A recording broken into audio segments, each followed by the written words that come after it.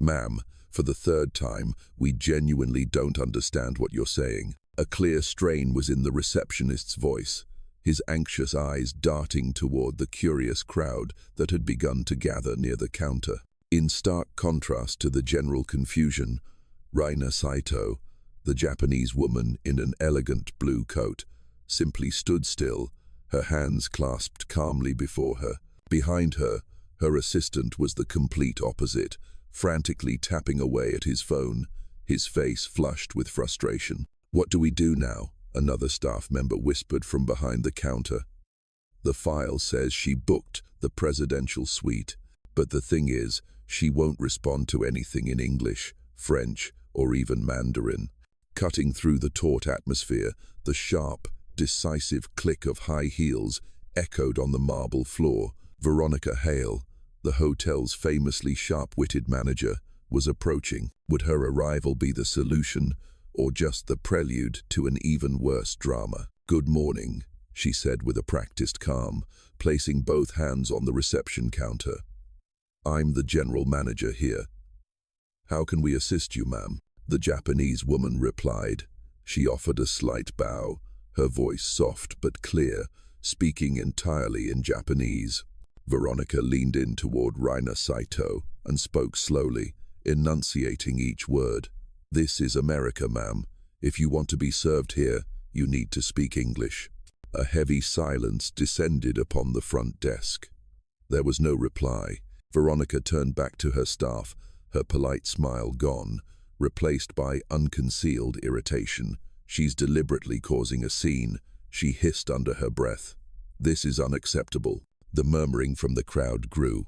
From where he stood, Elliot felt the air in the room change, souring into contempt. Veronica waved over a uniformed security guard nearby. "Security, I want a formal report of this incident." The woman's assistant stepped between them, frantic. "Please, she is one of the most respected executives in Japan. She's holding up service in a 5-star hotel," Veronica snapped. "We don't have time for guessing games and the silent treatment." The woman's hand twitched, just once, then fell still again.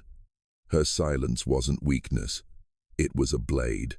Observing from a distance, Elliot placed his cleaning rag back on the custodian's cart and moved slowly toward the tense gathering. He did something that stunned everyone into silence. He performed a deep, formal bow, one of perfect, reverent respect. Then he looked up, met Mrs. Saito's eyes, and spoke, his voice warm and fluent in perfect Japanese. "My deepest apologies for the inconvenience, madam. How may I be of assistance?" For a fleeting moment, Mrs. Saito's placid composure wavered. A warm glimmer of surprise lit her otherwise serene eyes, melting the icy tension in the lobby. She replied softly in Japanese, her voice like a clear stream, and Elliot simply nodded, understanding evident in his every gesture. He turned to the petrified receptionist. "Mrs. Saito would like to check in," he said, his voice clear, without a hint of ego. "The presidential suite, here is her passport." The frantic clatter of a keyboard broke the silence. A room key was issued. The problem was solved, but the warmth of the lobby didn't reach the manager's office that evening. The air inside was glacial, punctuated only by the rhythmic tap of a fountain pen on a dark wood desk. Veronica Hale didn't look at Elliot. She stared into the middle distance, a cruel smirk playing on her lips. "Mr. Barnes," she began, her voice sickeningly sweet. "That little performance of yours this afternoon, quite unforgettable." She stood up, her voice laced with contempt. "But there's a problem. You overstepped. Let me remind you of your position here." She tossed a sheet of paper onto the desk. "Starting tomorrow, you'll be on basement and storage duty, and scrubbing the filthy grease traps in the kitchen. That is the real job of a custodian like you." Elliot's jaw clenched. A surge of indignation rose in him, but he suppressed it. For Charlotte, his little girl, he needed this job. He lifted his head, met Veronica's gaze directly, and replied with a steady voice that carried the weight of his sacrifice. "Understood, ma'am." Elliot turned, ready to leave that hellish office. but as his hand touched the doorknob, the heavy wooden door swung open without a knock. Mrs. Reina Saito stood there, as still as a statue. Her assistant hovered just behind her, a look of bewilderment on his face. She had come to find and personally thank the kind staff member, but the heated exchange from within had stopped her at the door. She had heard everything. Veronica's expression faltered, but she quickly tried to regain her composure. Mrs. Saito, can I help you with something? Mrs. Saito did not answer her. Her gaze swept past Veronica's now vanished arrogance before settling on Elliot. She inclined her head slightly and posed a question in English, her voice calm, but each word landed like a dagger in the silence. Miss Hale, I happen to overhear. Is it the policy of the Royal Grand Hotel to punish an employee for demonstrating kindness and professionalism toward a guest? A few staff members passing in the hallway had stopped, peering in with curiosity. The air grew thick. No, that's not it at all, ma'am, Veronica stammered, forcing a brittle smile. This is simply an internal disciplinary matter. Internal discipline? Mrs. Saito raised a single, elegant eyebrow. You consider cultural empathy overstepping. You consider assisting a guest an offense worthy of punishment. Each question was a direct hit, leaving Veronica with no room to escape. The manager now looked small and pathetic before the very woman she had scorned. Completely ignoring the frozen manager, Mrs. Saito turned to Elliot. The ice in her eyes melted, replaced by genuine respect. Mr. Barnes, is it not? Elliot, still stunned, could only manage a nod. Mrs. Saito offered a small smile. I would like to hear your story. If you would be so kind as to spare me a moment, shall we speak in the tea lounge? I would be honored, ma'am, Elliot said softly. And just like that, the most powerful woman in the room turned away from the marble desk and walked, side by side with the custodian, toward the quiet lounge. Elliot sat up straight, his hands on his thighs, feeling distinctly out of place amid the opulence. He was still wearing his grey custodian's uniform. Opposite him, Mrs. Reina Saito, with an effortless grace, was preparing the tea herself. She didn't allow the server to do it. She lifted the teapot with both hands, a gesture of profound respect, and poured a golden stream into the porcelain cup before Elliot. Please, she said in Japanese, sliding the cup toward him. Thank you, Elliot replied, also in Japanese, by sheer reflex. Mrs. Saito paused for a moment, a knowing smile gracing her lips. Your Japanese is impeccable, she remarked, her voice filled with admiration. It has the soul of Kyoto in it.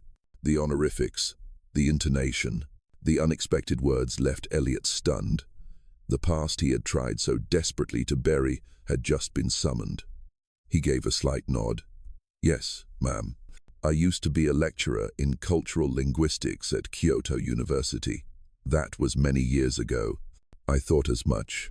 Mrs. Saito nodded, as if confirming something she had already sensed. That makes me wonder all the more. Why would someone like you? She let the sentence trail off, her gaze full of meaning. Elliot simply remained silent, unsure how to respond. Mrs. Saito recognized the shift in him. She didn't push, but waited with quiet patience. So, she asked gently, What is your story, Mr. Barnes? Why would a former lecturer from Kyoto University take a job like this and endure such treatment? Elliot took a deep breath, the bitter taste of injustice he had swallowed still lingering. He decided to share his story, not to complain, but because he sensed the woman across from him would truly listen. I wasn't always a custodian, he began, his voice low. When I first came here, I worked the front desk. With my experience and language skills, I did well, maybe, a little too well. He looked up, a sad smile flickering across his face. Manager Hale didn't like that. She didn't like how the guests, especially the Japanese guests, often sought me out for help instead of her. She saw it as a challenge to her authority. Then one day, she found a minor discrepancy in my records and used it as a pretext to demote me.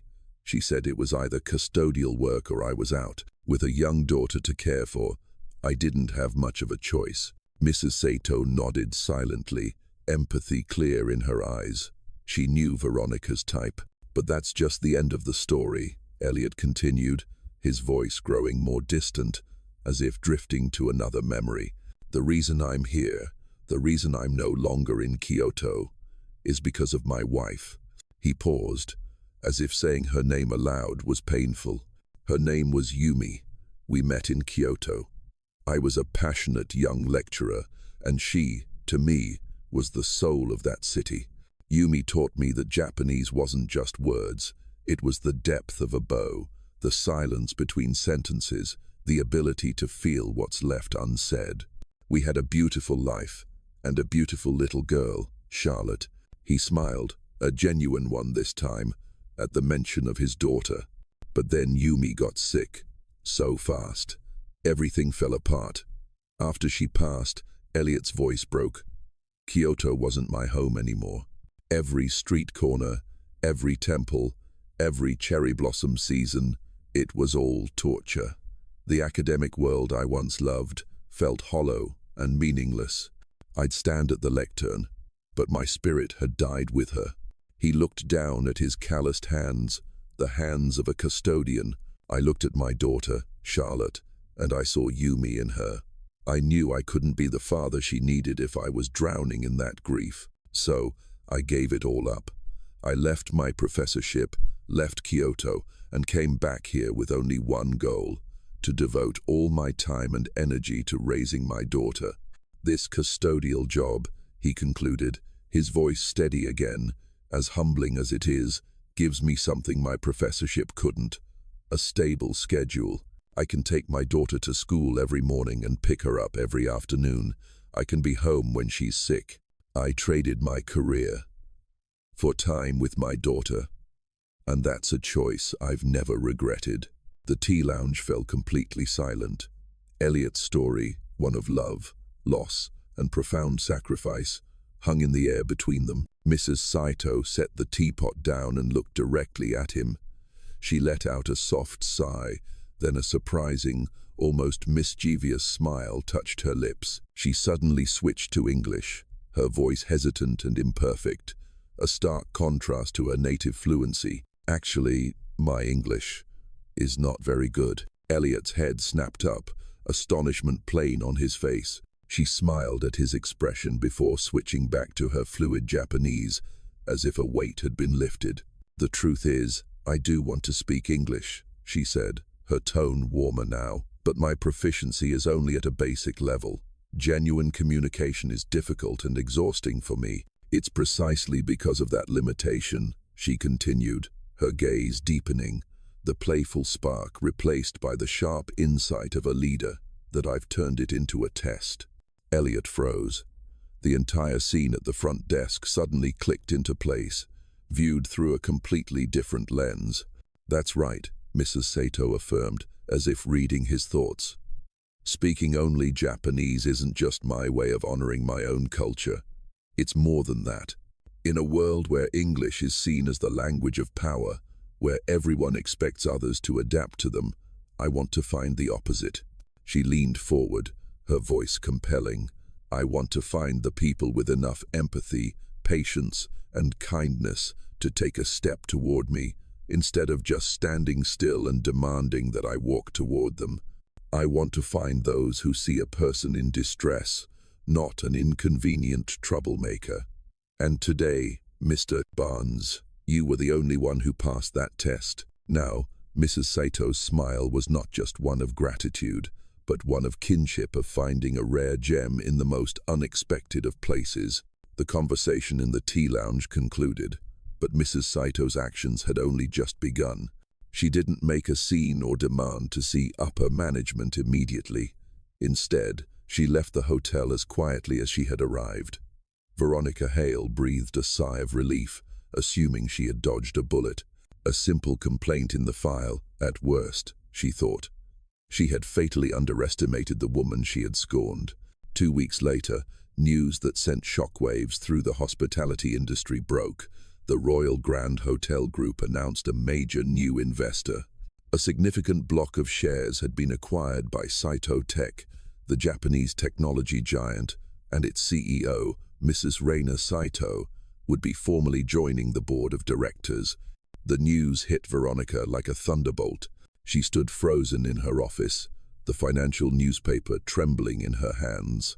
The woman she had all but dismissed from her lobby like a beggar was now one of the most powerful figures in the corporation, one of the people who held her career in their hands. The first board meeting Mrs. Saito attended was held in the most luxurious conference room of the Royal Grand Hotel itself. Veronica, as the branch manager, was required to be present to report on operations. She walked into the boardroom, her heart pounding against her ribs. She tried to avoid the gaze of Mrs. Saito, who sat in a place of honor next to the chairman, composed and formidable. After the dry financial reports, the chairman turned to Mrs. Saito. "Mrs. Saito, as our newest member and an expert in customer experience, do you have any observations on our current operations?" This was the moment Veronica had been dreading. Mrs. Saito smiled politely, but her eyes were razor-sharp as they locked onto Veronica. "Thank you, Mr. Chairman. I do, in fact, have a few observations based on a recent personal experience right here at this very hotel." She began to recount her story from the lobby 2 weeks prior. She didn't name anyone, merely describing the events objectively. A guest unable to speak English, an impatient and scornful manager, and a custodian who resolved the issue with kindness and empathy. "The issue here wasn't a language barrier," Mrs. Saito said, her voice resonating through the room. "The issue was a service culture barrier. We are running an international hotel chain, yet we punish employees who possess cross-cultural skills. We are promoting managers who wield authority instead of empathy." "Miss Hale," she said, addressing Veronica directly, making her jump, "do you believe that banishing a talented employee to clean grease traps simply because he outperformed you is an effective management strategy?" The room fell deathly silent. All eyes turned to Veronica, who was ashen-faced and speechless. "This incident reveals a critical flaw in our system," Mrs. Saito continued, turning back to the board. "We need a fundamental change. We don't just need managers who are good with numbers. We need leaders who are good with people." She paused, letting the weight of her words sink in. "Therefore, I propose the creation of a new position, Vice President of Service, Quality and Guest Culture. This role will be responsible for retraining our entire staff, establishing new standards for cross-cultural communication, and ensuring that every single guest is treated with the utmost respect, regardless of where they come from or what language they speak." The chairman nodded enthusiastically, completely won over. "A brilliant idea. And do you already have a candidate in mind for this crucial position, Mrs. Saito?" Mrs. Saito smiled, a smile of absolute victory. "I do. That person is Mr. Elliot Barnes." The name dropped like a bombshell in the room. He not only possesses an outstanding academic background in cultural linguistics from a prestigious university, but more importantly, he has demonstrated integrity, kindness, and crisis management skills even from the lowest position. "He is the one who understands best what needs to change," she concluded. The decision was passed swiftly. Elliot's appointment was effective immediately. He was not just restored to his rightful place, but was given the power to reshape the entire culture of the hotel. When the meeting ended and the other members had left, only the chairman, Mrs. Saito, and a catatonic Veronica remained. The chairman said to Mrs. Saito, "That was a masterstroke, Mrs. Saito." Mrs. Saito simply gave a slight nod, her eyes never leaving Veronica. "I didn't want to fire her," she said. "That would have been too easy a punishment." She rose and walked toward Veronica, who was still rooted to the spot. "Miss Hale," Mrs. Saito began, her voice cold as ice. "You are not being terminated." Veronica's head snapped up, a flicker of hope in her eyes. "Instead," Mrs. Saito continued, "you will remain here and report directly to the new vice president, Mr. Elliot Barnes. She paused, letting the words sink in. Every day, you will learn from him how to treat a guest. You will adhere to the policies that he himself sets. You will have to watch the man you once scorned succeed and earn the respect of everyone around him. She leaned in closer, her voice barely a whisper. That, Miss Hale, is the real punishment, but also an opportunity. Now, get to work, under your new boss. With that, Mrs. Saito turned and walked away decisively, leaving Veronica alone in the cold boardroom. 6 months later, the lobby of the Royal Grand Hotel was completely transformed, not in its decor, but in its atmosphere. The underlying tension was gone, replaced by a professional yet warm energy. At the front desk, the staff now wore small, elegant name tags. Next to their names were the flags of the countries whose languages they spoke fluently, one of Elliot's first initiatives. Elliot Barnes, now in a perfectly tailored suit instead of a grey uniform, was making his rounds in the main lobby. He didn't walk like a supervisor, but like a host welcoming guests into his home. He paused to exchange a few words in French with an elderly couple, then turned to help a bellhop rearrange luggage more efficiently. Everyone greeted him with respect, not fear. "Good morning, Mr. Vice President," a young receptionist said. Elliot smiled back. "Please, just call me Elliot." His life had changed. He had moved into a more spacious apartment, one with enough light for Charlotte's piano practice. His schedule, though busy, was more flexible than ever, allowing him to never miss one of his daughter's school performances. He could breathe, truly breathe, for the first time in years. The grand glass doors of the hotel slid open, and Mrs. Raina Saito walked in. She wasn't with her assistant, nor was she wearing the power suit from the boardroom. Today, she wore a silk dress, the color of wisteria, carrying a small gift box wrapped in traditional washi paper. "Elliot-san," she called, a warm smile on her face. "Raina-san," Elliot replied, walking over to greet her. "You're earlier than I expected. I couldn't wait to try that new lotus tea you mentioned," she answered, then offered him the gift box. "A little something for Charlotte-chan. It's a kokeshi doll. I hope she'll like it. She will absolutely cherish it. Thank you." They were no longer boss and employee, or investor and manager. They were friends. Mrs. Saito visited the hotel often, not to inspect, but simply to chat and have tea with Elliot, listening to his stories about the positive changes at the hotel and the adorable anecdotes about Charlotte. As they were about to head toward the tea lounge, a German family approached the check-in counter. They looked exhausted from their long flight and were trying to explain something with their limited English. The receptionist, instead of panicking, calmly signaled for them to wait a moment. Out of habit, Elliot started to step forward, but before he could signal to Mrs. Saito, something unexpected happened. Veronica, who was supervising the lobby, had already assessed the situation. Without a trace of her former irritation or annoyance, she walked over decisively. She didn't speak to the German family, but instead turned to another staff member nearby, one wearing a name tag with a German flag. Her voice was clear and professional. "Mark, could you please assist these guests?" The young man named Mark immediately stepped forward, bowed, and began speaking to the family in fluent German. The exhaustion on their faces instantly melted into relief and gratitude. Veronica observed until she was certain everything was in hand, before quietly stepping back to resume her duties. Mrs. Saito watched the entire scene from a distance. She wasn't just looking at Elliot.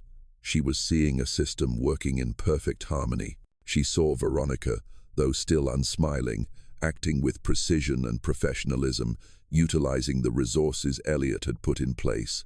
She saw an employee confidently solving a problem, and she saw Elliot, no longer just a bridge, but the architect who had built all the other bridges. The family's relief, Veronica's professionalism, and Elliot's quiet look of satisfaction, it was all the fruit of the seed she had planted. She smiled. She had been right all along. The most important language, in the end, is always spoken from the heart.